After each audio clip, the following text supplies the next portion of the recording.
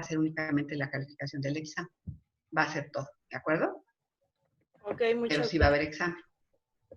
Ya, esto sería más o menos en 2 semanas. Yo les aviso qué día exacto, qué temas va a incluir y cómo va a ser la dinámica, ¿de acuerdo?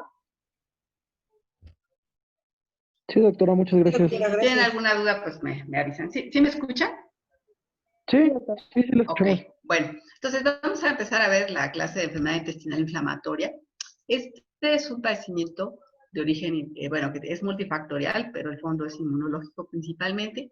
Incluye 2 padecimientos principales, que son la colitis ulcerativa crónica inespecífica y la enfermedad de Crohn. Las vamos a ver en forma simultánea, con la finalidad de hacer una especie de cuadros comparativos, ya que comparten muchas características, pero vamos a ver las diferencias exactas. Entonces, hay un tercer padecimiento que se ha denominado colitis indeterminada, que se cree que es un paso intermedio entre una y otra y que finalmente va a evolucionar hacia alguna de las dos. Bueno, entonces vamos a ver que la enfermedad intestinal inflamatoria es un padecimiento que cada vez se ve con más frecuencia en la población mexicana. Antes era pues prácticamente de la raza caucásica, pero ya se ve en otro tipo de pacientes. Entonces, es un proceso ¿cuál es su fondo?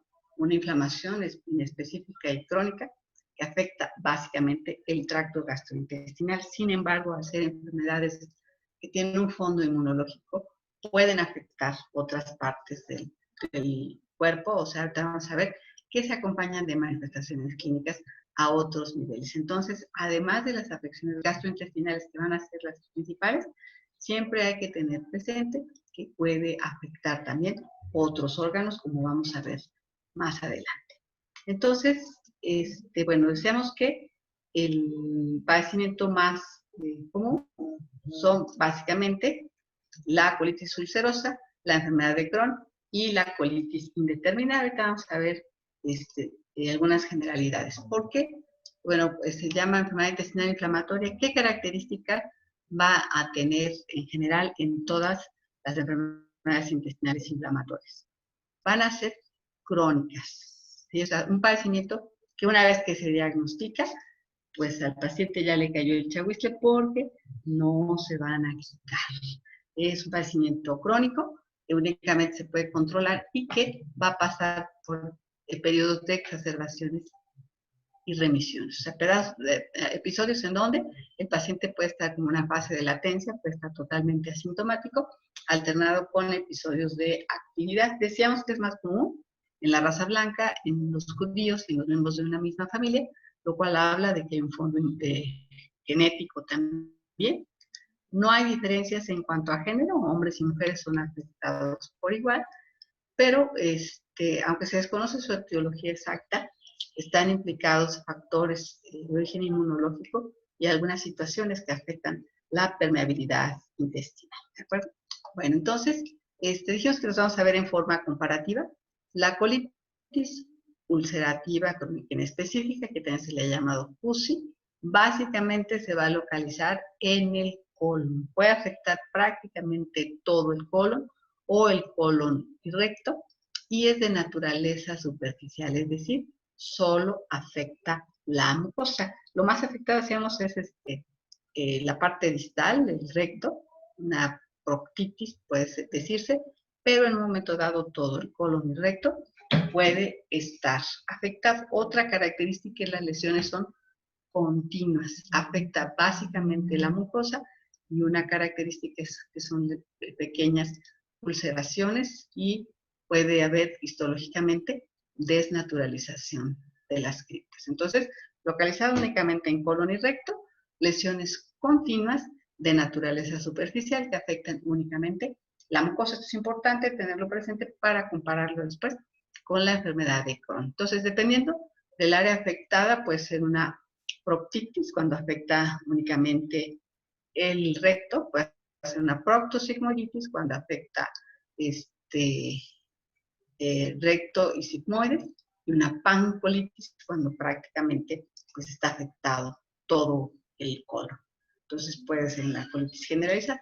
También, en cambio, la enfermedad de Crohn, a diferencia de la colitis ulcerativa, en donde las lesiones son continuas, aquí las lesiones son discontinuas. Antes se le llamaba enteritis regional porque se decía que había áreas del tubo digestivo afectado alternados con zonas normales.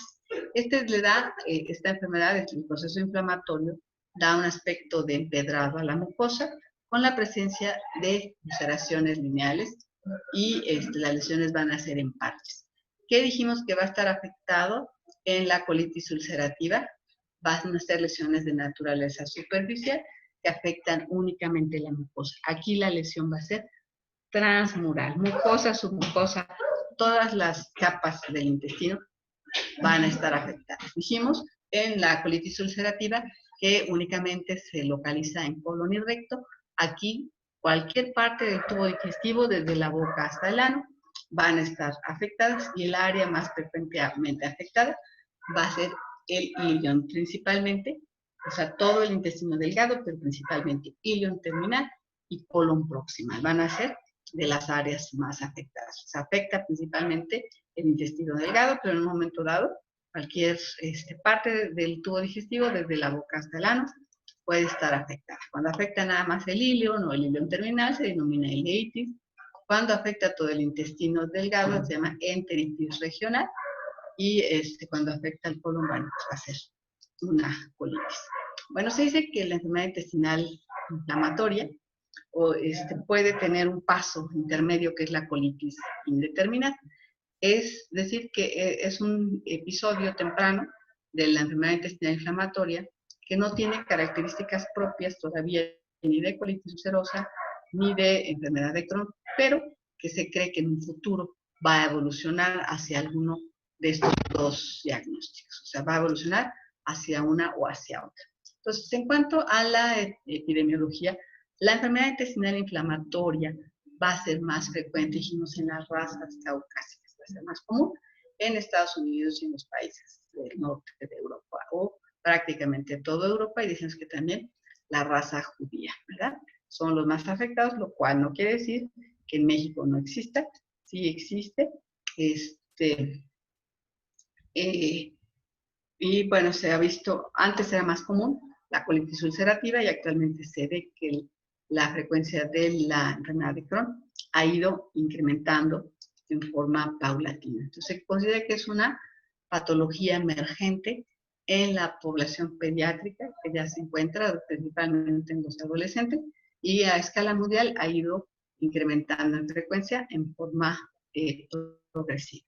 Entonces es algo, bueno, es importante tenerlo presente porque pues es un diagnóstico que ya debemos considerar en nuestros pacientes. Entonces, se dice que puede haber de 4 hasta 7.3 casos por 100,000 habitantes en los niños. El punto más alto de la incidencia se produce entre los 10 y los 14 años y un 15 a un 30% se diagnostican en menores de 15 años. O sea, ya se presenta en la población pediátrica. Su etiología se desconoce y se le ha denominado que es una enfermedad multifactorial y actualmente se dice que es la combinación de un grupo de factores que vamos a analizar. Lo más importantemente considerados son factores inmunológicos. Decíamos que puede haber factores genéticos predisponentes. Decimos que si el paciente tiene un familiar afectado, más probablemente va a estar afectado. Entonces eso habla de un fondo genético. Es más común en determinadas razas,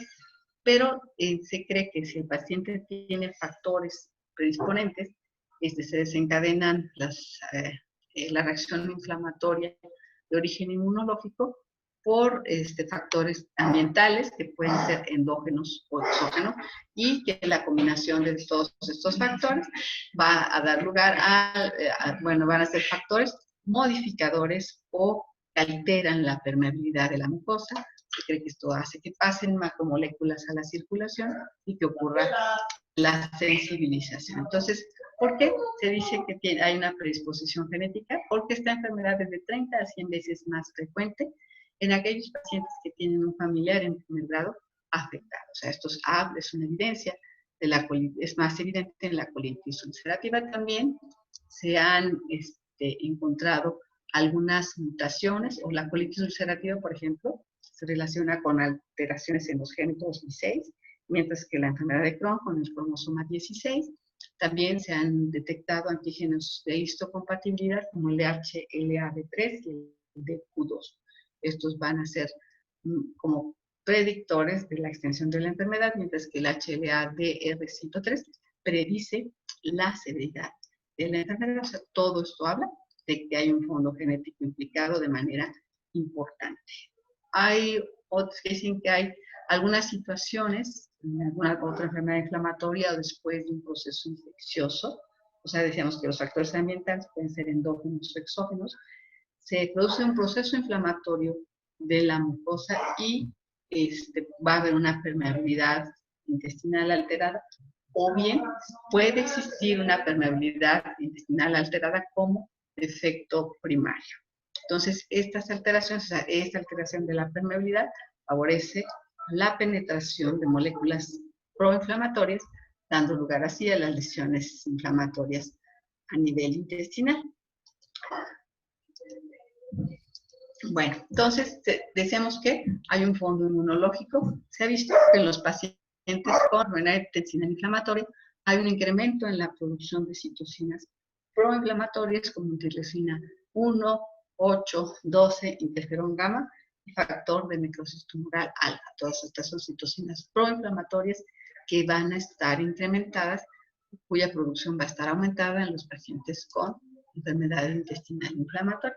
Se dice también que algunas interleucinas o mediadores químicos inmunosupresores, como la interleucina 4, la 10, y el factor de unión de las hormonas tiroideas, pueden encontrarse disminuidos, y esta cascada molecular va a producir una activación de los linfocitos T, lo cual puede amplificar la respuesta inflamatoria. O sea, todo está dado para que los que son antiinflamatorios estén disminuidos y las sustancias proinflamatorias, las citocinas proinflamatorias, estén aumentadas. También decíamos que puede haber factores ambientales, tanto endógenos como exógenos.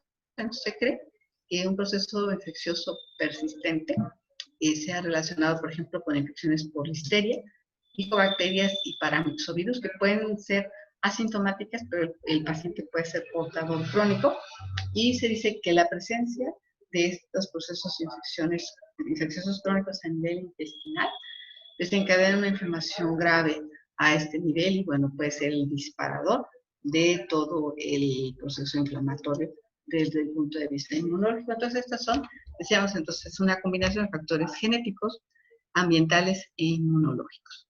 Una vez que, bueno, coinciden todas estas alteraciones, ¿cuándo vamos a sospechar que un paciente está cursando con enfermedad intestinal inflamatoria? En el 60% de los casos, la sintomatología va a estar localizada a nivel intestinal. Lo más común es que haya diarrea, pérdida de peso, alteraciones en el estado de nutrición. Ahorita vamos a ver algunos otros detalles, dependiendo del área que esté afectada, o si se trata de colitis ulcerativa, o si se trata de enfermedad de Crohn. De un 25 a 35% pueden presentar manifestaciones extra gastrointestinales, ¿sale?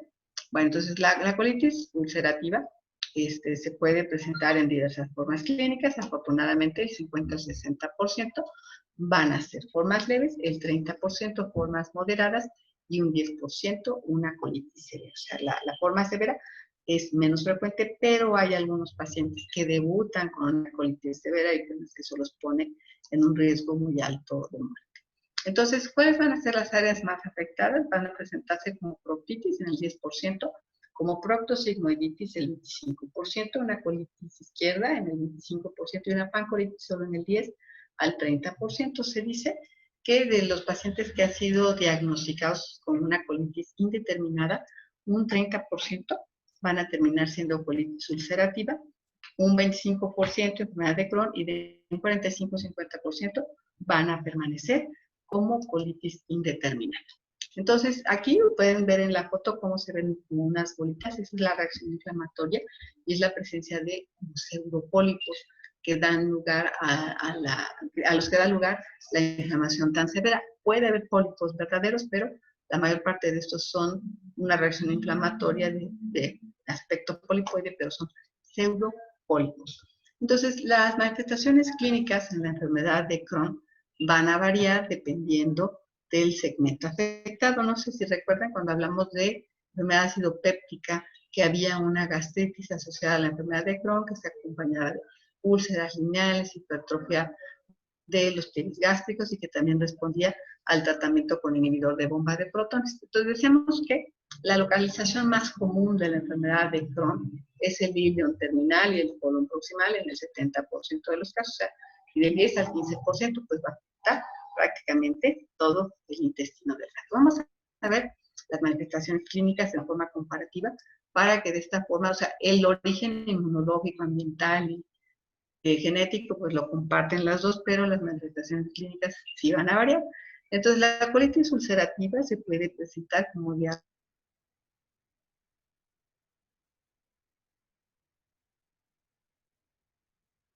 crónicas de sangre. La colitis ulcerativa puede cursar con anemia, con fiebre, dijimos dolor abdominal. Si se trata de una proctocolitis, pues van a presentar urgencia para defecar, pujo, tenesmo, pérdida de peso. Las dos pueden cursar con falla para crecer y retraso puberal, pero por ejemplo en la colitis ulcerativa el dolor abdominal va a ser muy importante, va a ser mucho más severo, y en la enfermedad de Crohn son frecuentes las fisuras anales. Aquellos pacientes que tienen fisuras anales de repetición, uno de los diagnósticos diferenciales que hay que considerar es una enfermedad de Crohn. La colitis, decíamos que son enfermedades sistémicas que por lo tanto pueden cursar con manifestaciones extragastrointestinales, y las más comunes son aquellas que tienen un fondo autoinmune, o puede ser una artritis.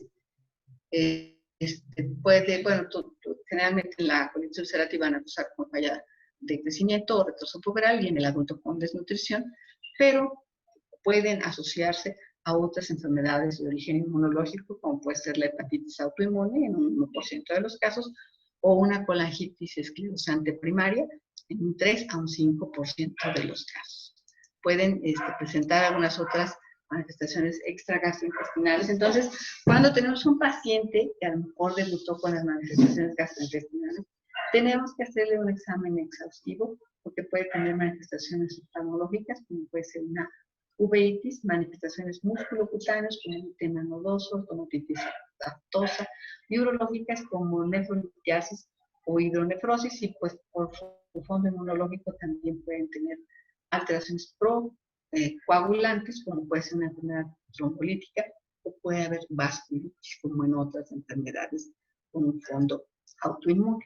La enfermedad de Crohn se asocia también con más o menos las mismas alteraciones inmunológicas que la colitis ulcerativa, pero aquí es mucho más marcada la asociación con espondilitis anquilosante, que puede estar presente en el 6% de los casos, artritis en un 7 o un 25%, alteraciones en la remodelación ósea, falla de crecimiento, retraso puberal, colangitis esclerosante, ulceraciones, y uveitis también puede estar presente. Entonces, no estamos dándole un tratamiento integral, sino estamos investigando la función de los otros aparatos y sistemas. También puede haber manifestaciones musculocutáneas como el edema nodoso, estomatitis, y bueno, nefrolitiasis. Todo esto hay que tenerlo presente. Entonces, bueno, ¿qué complicaciones pueden presentar estos pacientes? Bueno, hay algunos pacientes que pueden debutar o bien desarrollar durante el curso de la enfermedad, porque vimos que cursan con periodos de latencia alternado con periodos de actividad. Las complicaciones más graves van a ser sangrado masivo y megacolon tóxico en el 5% de los casos, que fácilmente o de manera inmediata puede llevar a la muerte. Pueden tener también un riesgo de malignización del colon, principalmente los que cursan con una pancolitis de difícil manejo, y aparte, bueno, pueden tener desnutrición y falla de crecimiento por datos de malabsorción intestinal. También, y sobre todo en la enfermedad de Crohn, van a desarrollar una enfermedad una proctológica, que puede haber abscesos, estenosis, fístulas perianales, perirectales o enteroenteritis. Estas complicaciones que se encuentran a nivel del esfínter anal van a ser más comunes en la enfermedad de Crohn. Bueno, una vez que contamos con las manifestaciones clínicas, digamos que pueden debutar con un megacolon tóxico o un sangrado masivo, pues podemos estarnos orientando al diagnóstico. ¿Cuáles son los medios con los que contamos para llegar al diagnóstico específico? Bueno, aparte de la historia clínica y el examen físico, ¿qué estudios le podemos hacer a un paciente que estamos sospechando que cursa con enfermedad intestinal inflamatoria? Bueno, en laboratorio podemos hacer una biometría hemática, que por las pérdidas crónicas de sangre puede ser normocítica, normocrónica, pero si se trata por un problema de absorción intestinal de hierro, puede ser una anemia por deficiencia de hierro de tipo microcítica hipocrómica. Puede haber hipoaluminemia también por la desnutrición, y por ser un proceso inflamatorio, la velocidad de sedimentación globular o de sedimentación va a estar incrementada. Otros métodos con los que contamos para hacer el diagnóstico es la determinación de calproteína en heces. La presencia de estas indica un aumento de la actividad neutrofílica en la luz intestinal. Lo normal es que haya 30 miligramos por litro. En el paciente con enfermedad intestinal inflamatoria esto va a estar incrementado. También podemos hacer una determinación de alfa-1 antitripsina en las evacuaciones como dato de una enteropatía perdedora de proteínas. Y bueno, al haber evacuaciones con moco y sangre, sobre todo en la colitis ulcerativa, estamos obligados a descartar un proceso infeccioso a través de la realización de coprocultivos en serio. También existen algunas pruebas serológicas, como existen los anticuerpos anti-Saccharomyces cerevisiae, que se llaman ASCA. Estos son útiles sobre todo para el diagnóstico de colitis ulcerativa, y los anticuerpos citoplásmicos antineutrófilos perinucleares, que son los p-ANCA. Estos estudios serológicos tienen una buena especificidad cuando salen positivos, pero una sensibilidad solo del 60%.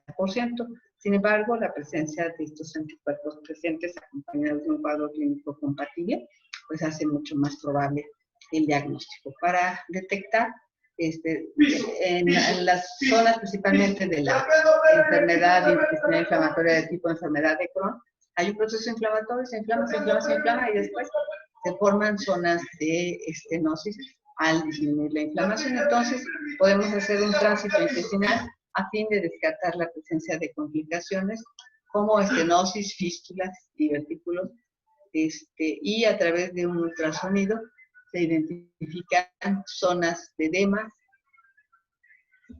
fibrosis de la pared intestinal. Y en un colon por enema, pues para ver las lesiones de la mucosa, principalmente en una colitis. ¿Quieres comprar algo de tomar? Sí. Bueno, perdón. Entonces, pero el diagnóstico específico lo vamos a hacer a través de la realización de una endoscopía con toma de biopsias. Entonces, vamos a exponer cuáles van a ser los hallazgos endoscópicos. Estas son la presencia de estos, ¿cómo se llaman? Microabscesos que se ven aquí. Es un dato de colitis ulcerativa y es de una enfermedad de Crohn. Entonces, ¿qué vamos a encontrar? En la colitis ulcerativa vamos a encontrar la mucosa friable, edematosa, que sangra fácilmente al tacto, y lo primero que se observa, como el primer dato del proceso inflamatorio, es la desaparición del patrón vascular, pero después se pueden agregar abscesos mucopurulentos y la presencia de pseudopólipos. Los pseudopólipos van a estar presentes tanto en la enfermedad de Crohn como en la colitis ulcerativa. En la enfermedad de Crohn podemos encontrar úlceras aftoides con bordes tumefactos, pueden estar cubiertas de fibrina, y podemos encontrar esas lesiones ulcerosas aftoides agrupadas, así como formando cumulitos, pero van a estar alternadas con zonas de mucosa normal. Esto le va a dar a la mucosa un aspecto de empedrado, Si es en el estómago principalmente, pues se pueden formar ulceraciones lineales y zonas de estenosis. Decíamos que los pseudopólipos van a estar presentes en las dos. Existe una clasificación endoscópica de la colitis ulcerativa que es de grado 0, en donde hay una pérdida ligera del patrón vascular. O sea, la mucosa está pálida y los vasos sanguíneos se ven ligeramente retorcidos. En la grado 1 hay edema leve, granularidad y los vasos van a ser parcialmente visibles. Puede haber ulceraciones en el grado 2 simples. La mucosa todavía se ve aterciopelada. Hay una pérdida completa del patrón muscular y puede haber sangrado espontáneo o al contacto. Ya en el grado 3 hay ulceraciones amplias, puede haber lesiones muy purulentas, puede haber hemorragia masiva espontánea y la mucosa va a tener un aspecto edematoso. Entonces, si hay un proceso inflamatorio muy importante, no va a ser posible tomar biopsias. Entonces ahí sí, ¿cuál es el principio básico de Hipócrates? No dañar. Entonces, no hay que tomar biopsias cuando hay un proceso inflamatorio muy importante de la mucosa. Entonces, se considera que se deben tomar biopsias a todos los niveles en forma escalonada, porque pues sobre todo en la enfermedad de Crohn, donde las lesiones son discontinuas, podríamos tomar biopsias de una zona normal, mientras que pues esto nos podría dar un falso negativo en cuanto al diagnóstico. Entonces, una vez que hemos obtenido las muestras para estudio histopatológico, ¿qué lesiones vamos a encontrar? Si se trata de un CUSI, una colitis ulcerativa, vamos a encontrar disminución, distorsión de las criptas, infiltrado inflamatorio de la lámina propia, de la mucosa y depresión de mucina. En la enfermedad de Crohn vamos a encontrar lesiones discontinuas, segmentarias, inflamación transmural, dijimos que en el CUSI solo se afecta la mucosa. Podemos encontrar granulomas epitelioides, criptas dilatadas y ramificadas, y células basales gigantes, ¿verdad? Bueno, aquí hay un punto importante en donde tal vez tenemos que auxiliarnos de otros métodos diagnósticos. Dijimos que si hacemos una endoscopía alta, solo vamos a llegar hasta la segunda posición del duodeno, y a través de una endoscopía baja, una colonoscopía, solo llegamos cuando mucho al hilo terminal. ¿Qué hacemos con todo el intestino intermedio o intestino medio que no podemos explorar por ninguno de estos métodos? Entonces vamos a aplicar una cápsula endoscópica. O sea, se introduce la cápsula. El niño tiene que tener más de 8 años para poderla deglutir. Se ingiere y es un equipo de video encapsulado que va a estar tomando fotografías de manera continua. Y bueno, a veces se tarda en analizarse, pero pues esto nos permite observar las lesiones a ese nivel. También pues la tomografía y la resonancia magnética básicamente nos van a servir para detectar la presencia de complicaciones. Nos permite identificar masas inflamatorias susceptibles de abordaje quirúrgico, abscesos, fístulas y zonas de estenosis que pueden estar causando datos de oclusión intestinal, y entonces ver si el paciente es candidato a tratamiento quirúrgico. Existe un tipo de estudio de medicina nuclear que es un gamagrama con tecnesio 99 llamado HMPAO. Es un estudio que permite visualizar la extensión de las lesiones con un muy buen valor predictivo positivo, o sea que tiene una alta especificidad del 90%. Entonces es un estudio útil que no nos sirve exactamente para hacer el diagnóstico, sino para visualizar la extensión de las lesiones. Bueno, una vez que hemos hecho el diagnóstico de la enfermedad intestinal inflamatoria, ¿ya se va a acabar la sesión? No, doctora, todavía no. No me ha notificado. ¿Vale? No me ha notificado nada, doctora, entonces creo que ¿Vale? todavía hay tiempo, creo que hay. ¿Todavía hay tiempo? Bueno, porque lo del tratamiento está largo. Vamos a ver hasta dónde llegamos. De todas maneras, cuando a mí me avisen, y ya de ahí... ¿Cuándo qué? Cuando a mí me avise, porque ya ve que sale una notificación, yo le digo. Ajá. Ah, bueno, ok. Ándale, pues. Entonces, vamos a ver hasta dónde llegamos. Bueno, ¿cuáles van a ser los objetivos también? Bueno, lo más importante, alcanzar un control clínico tanto por laboratorio clínico, de la inflamación. Si se trata de un paciente pediátrico, promover un crecimiento adecuado. Si se trata de un paciente adulto, un buen estado de nutrición. Pero, ¿qué es lo que más le va a importar? Que tenga una calidad de vida adecuada. ¿Sale? Entonces, esos son los objetivos del tratamiento.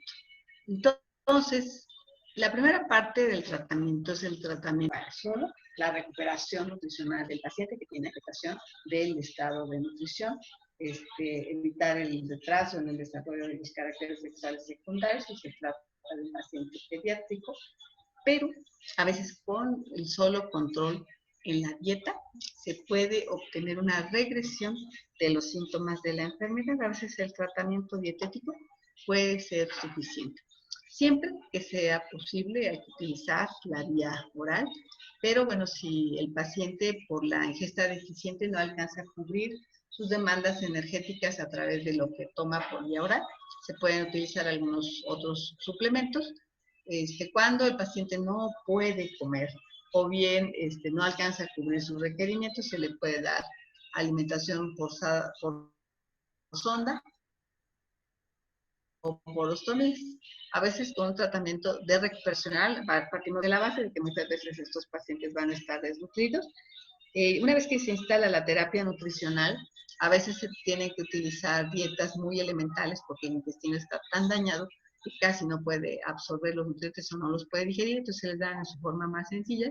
Las dietas elementales, los azúcares están en forma de polímeros de glucosa, las grasas en forma de triglicéridos de cadena media y las proteínas en forma de dipéptidos de bajo peso molecular o de aminoácidos. Con un tratamiento nutricional de 2 semanas es suficiente para que desaparezca la inflamación aguda. Entonces, hay algunas dietas que son proinflamatorias, pero aquí lo que buscamos es disminuir la inflamación. Entonces, por eso es importante el tratamiento dietético. Y dijimos que los beneficios mayores se van a ver en la enfermedad de Crohn. Entonces, ¿cuáles van a ser los beneficios de la terapia nutricional? Bueno, entonces, ¿o por qué beneficia la terapia nutricional? Se ha visto que con las dietas elementales, la absorción de los nutrientes evita los tramos más distales del intestino. O sea, como son dietas tan sencillas, se absorben en la parte proximal del intestino, entonces no llegan los nutrientes a las áreas más dañadas del intestino y por lo tanto se disminuye ahí la motilidad y las secreciones proinflamatorias y eso ayuda a que el intestino vaya sonando. También si estamos, a veces se tiene que usar en forma mixta, nutrición enteral o parenteral, o a veces solo soporta el paciente la nutrición parenteral, pero siempre que sea posible utilizar la vía enteral, por eso evitamos la translocación bacteriana, disminuimos los antígenos alimentarios, disminuimos los cambios en la permeabilidad intestinal, que dijimos que eran los factores disparadores, y dijimos que las dietas elementales se aportan nutrientes como vitamina, que es muy importante en el efecto de barrera epitelial, ¿de acuerdo? También con las modificaciones de las grasas en forma de precursores de eicosanoides derivados del ácido araquidónico, se disminuye la síntesis de los mediadores de la inflamación y al mejorar el estado de nuestra nutrición,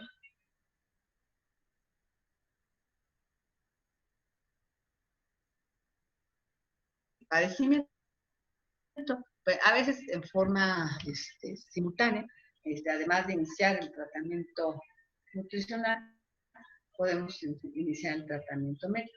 Uno de los medicamentos más utilizados, hay varias etapas en el tratamiento de la enfermedad intestinal inflamatoria. Hay lo que se llama la fase de inducción de la remisión, y luego ya una fase de mantenimiento. Los aminosalicilatos se usan tanto en la inducción a la remisión como en el mantenimiento. ¿Y cómo funciona? Bueno, son derivados del ácido 5-aminosalicílico, inhiben la vía de la lipoxidación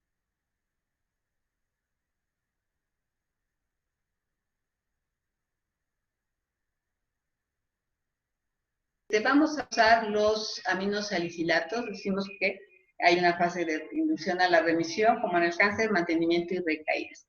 No tienen mucho efecto antiinflamatorio.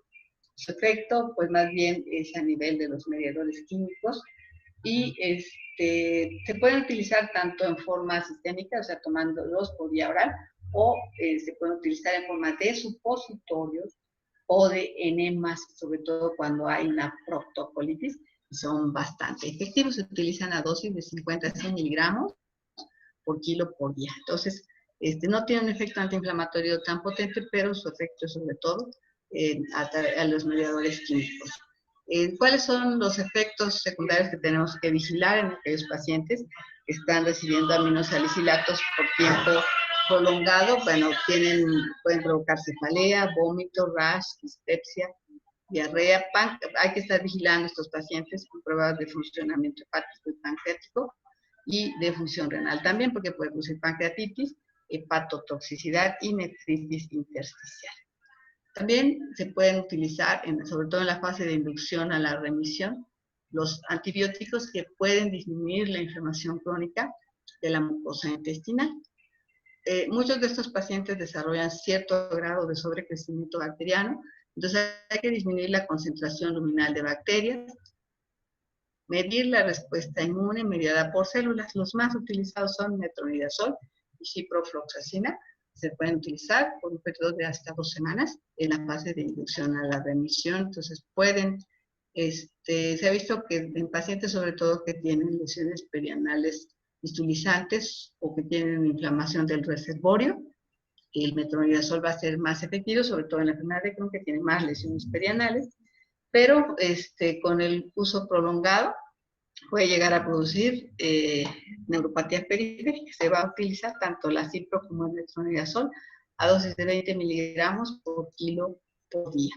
También son muy útiles los inmunomoduladores. Los inmunomoduladores, hay algunos que dicen que se debe reservar para aquellos pacientes que no han respondido adecuadamente con el tratamiento y se deben reservar para etapas posteriores. Sin embargo, hay algunos que dicen que hay que usarlos desde el principio. Que se deben utilizar de forma simultánea. Entonces, el tratamiento inicial sería la terapia nutricional, acompañada de los aminosalicilatos y del uso de esteroides. Ya en lesiones que son córtico-resistentes o córtico-dependientes, entonces ya se usan los inmunomoduladores, aunque hay algunos que dicen que desde el principio se deben utilizar. Ahorita vamos a ver el uso de los esteroides. Entonces, de los más utilizados como inmunomoduladores está la azatioprina, la 6-mercaptopurina, que van a ser útiles, decíamos, en pacientes córtico-dependientes o córtico-resistentes, y la dosis desde 1.5 miligramos por kilo por día. Entonces decían, hay algunos que sí que es como una escala, que si va respondiendo el paciente, empezamos con tratamientos más leves, y si no, ya se agregan otros, pero hay algunos que dicen que desde el inicio hay que llegar a utilizarlos. Con el empleo de los inmunomoduladores que se logra un mejor patrón de crecimiento, menor número de recaídas, con lo cual mejora la calidad de vida del paciente, menos complicaciones fistulizantes y estenóticas y menos frecuencia de cirugía. O sea, cada vez es menos necesario que estos pacientes reciban tratamiento quirúrgico, pero todavía existen algunas indicaciones. También se llega a utilizar la ciclosporina en pacientes con enfermedad intestinal inflamatoria refractaria. Va a ser más efectiva en colitis ulcerativa y se puede utilizar por vía intravenosa para la inducción de la remisión y por vía oral durante las fases tempranas del mantenimiento. También, pues, ¿cuál es el objetivo principal de este tipo de inmunomodulador? Evitar la colectomía total o urgente por colitis ulcerativa refractaria grave. Entonces, pues bueno, ya si le pueden conservar el colon al paciente, pues es un dato bastante bueno. Entonces, dentro de los esquemas de tratamiento, bueno, se utilizan los derivados del ácido 5-aminosalicílico, que son la mesalacina, más frecuentemente, ya sea por vía oral, en enema o supositorios, tanto en la enfermedad de Crohn como en la colitis ulcerativa. También podemos utilizar esteroides del tipo de la budesonida. Ya hablamos del uso de del metronidazol, de la terapia nutricional. ¿Y cómo se van a utilizar utilizar los esteroides. Se utilizan sobre todo en enfermedades moderadas, o sea, en una enfermedad leve se puede utilizar un esteroide tópico, pero ya en una enfermedad moderada se utilizan los esteroides a dosis de 1 a 2 miligramos por kilo por vía oral, por lo menos un mes, y ya después por 3 meses se da en días alternos, pero en casos de enfermedad severa, pues sobre todo en la colitis ulcerativa, en ocasiones el paciente tiene que recibir tratamiento quirúrgico, y en la enfermedad de Crohn van a ser mucho más útiles los inmunomoduladores, ¿de acuerdo? Bueno, entonces, dependiendo del tramo afectado en la colitis ulcerativa, este cuadrito nos puede decir cómo vamos a manejarlo. Por ejemplo, si el paciente únicamente tiene proctitis, se puede utilizar supositorios de mesalazina o un gel o unos enemas con esteroides. Si se trata de una colitis distal, podemos utilizar budesonida como esteroide tópico, enemas de aminosalicilatos y de corticoides. Si se trata de una pancolitis, podemos utilizar lo mismo que el anterior, más prednisona o metilprednisolona por vía oral. Si se trata de una colitis severa, se da metilprednisolona en bolus, los primeros endovenosa por unos 3 días, después, o puede usarse dexametasona, después ya dejamos el esteroide oral y podemos utilizar inmunomoduladores como la ciclosporina y el tacrolimus. Ya cuando el paciente está cursando con un megacolon tóxico, se da el mismo tratamiento con antibióticos intravenosos, pero muchos de estos pacientes van a tener que ser sometidos a tratamiento quirúrgico. Y cuando se trata de pacientes que son córtico-resistentes o córtico-dependientes, ahí está indicado el uso de inmunomoduladores como azathioprina, 6-mercaptopurina o metotrexate. Entonces, dependiendo de la severidad, pues va a ser el tratamiento. Por ejemplo, en la enfermedad de Crohn, si hay una afectación gastrodenal, dijimos que si hay, por ejemplo, datos como de una gastritis por Crohn, se utilizan inhibidores de bomba, antisecretores como la ranitidina, pero también esteroides principalmente por vía oral. Cuando hay una ileitis, una ileocolitis, se pueden utilizar esteroides principalmente. En la enfermedad perianal, metronidazol. Cuando hay fístulas, además de metronidazol, se pueden utilizar inmunomoduladores como azathioprina y el infliximab, que es son anticuerpos monoclonales. Ahorita vamos a hablar de ellos. En caso de un ataque severo de enfermedad de Crohn, además de los esteroides intravenosos, se pueden utilizar antibióticos intravenosos. ¿De acuerdo? Bueno, falta lo del el tratamiento quirúrgico y las terapias biológicas. Bueno, voy a hablar rapidísimo del infliximab. Existen algunos otros, pero son lo que se llaman terapias biológicas, que son anticuerpos monoclonales humanos, que están dirigidos contra el factor de necrosis tumoral alfa, que es una de las citocinas que juegan un papel importante en la reacción inflamatoria de la enfermedad intestinal. Entonces, se reserva su uso para casos refractarios al tratamiento convencional, pero son terapias sumamente efectivas, pero sumamente caras, pero con ellas se logra una remisión clínica e histológica tan solo después de 2 dosis por vía intravenosa. ¿Cómo se utiliza? Bueno, generalmente se dan 8 infusiones una vez por semana a dosis de 5 miligramos por kilo en cada infusión. Entonces, es muy importante hacerle un PPD o algo al paciente para checar que no haya infecciones oportunistas, porque una tuberculosis se puede activar. Hay que estar vigilando los signos vitales. Y pues bueno, otras de las terapias que se han indicado son los probióticos, cuya utilidad pues todavía no se conoce exactamente. Bueno, vamos a ver esto rápido, de los tratamientos. ¿Vale? Es que ya se va a acabar el tiempo. Ya se va a acabar. Bueno, dejamos pendiente lo del tratamiento quirúrgico. Yo creo que nos vemos la próxima semana, el lunes. Déjenme nada más ponerme de acuerdo con el doctor Santiago para checar los temas que ya han visto, y yo en el transcurso de la mañana les aviso qué tema vamos a ver. Una preguntita, Si nos viéramos, no, el lunes no, yo los voy a ver hasta el martes. Si fuera el martes, ¿ustedes pueden en el transcurso de la mañana? Sí, doctora, sin problema. Sí, doctora. ¿Sí? Ah, bueno, Bueno, entonces yo me comunico con ustedes desde el lunes en la tarde y ya nos ponemos de acuerdo en la hora, porque yo creo que el martes sería en la mañana mejor para mí. ¿De acuerdo? Y ok, les doy doctora, el sí, está tema muy y bien. les digo el horario. ¿Está bien? Sí. Sí, doctora. Bueno, muy bien, pues muchas gracias por su atención. Nos vemos el martes.